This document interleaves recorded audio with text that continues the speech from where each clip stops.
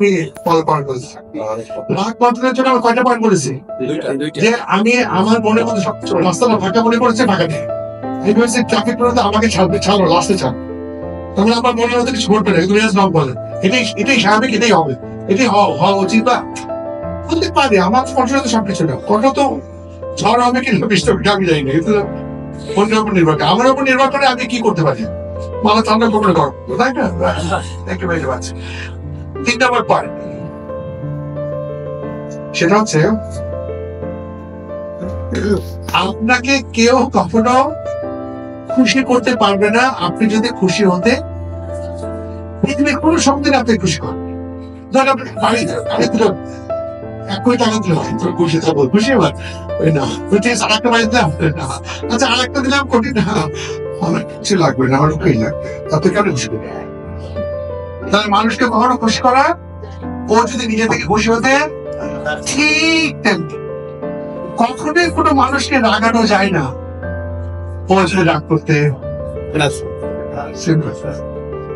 মানুষকে যেমন আপনি কখনো খুশি করতে পারবেন না ও যদি খুশি হতে না চায়, ঠিক তেমনি আপনি কখনোই কোনো মানুষকে রাগাতে পারবেন না ও যদি রাগ করতে।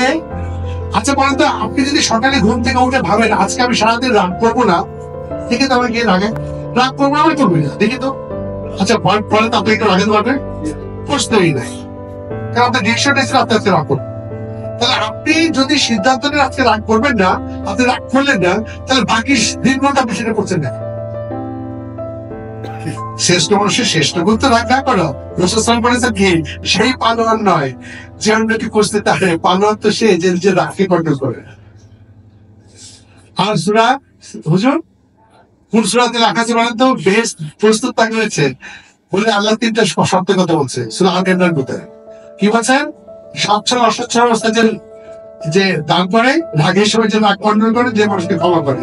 তার মানে বেহেশতে যাওয়ার শর্ত হচ্ছে রাগ কন্ট্রোল করা। তো আপনি রাগ কন্ট্রোল করতে যাচ্ছেন, বেহেশতে কেন?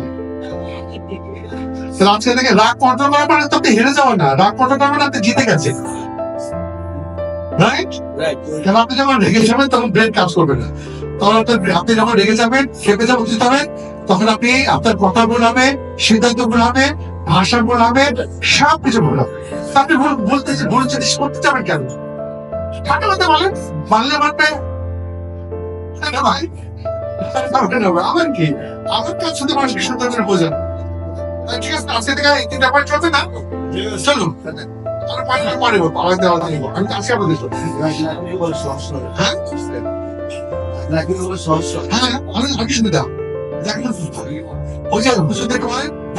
লক্ষণ কি?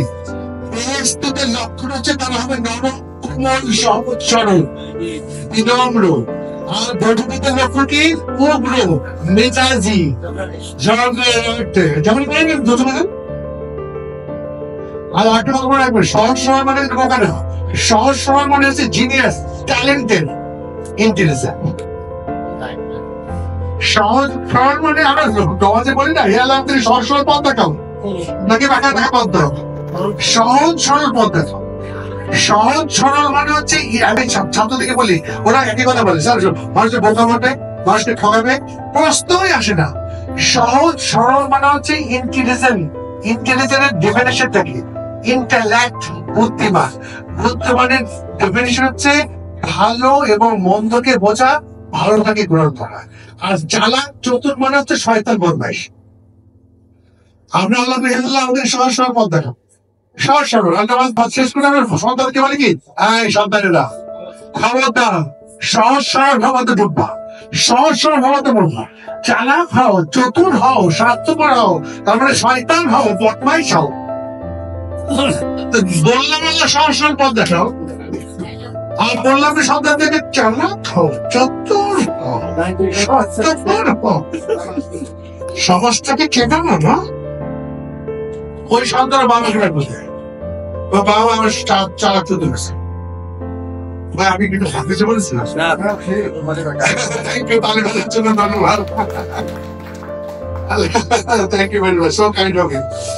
তো আজকে আমরা অনেক কিছু শিখলাম নাকি? হ্যাপি ম্যারেজ লাইফ শিখলাম।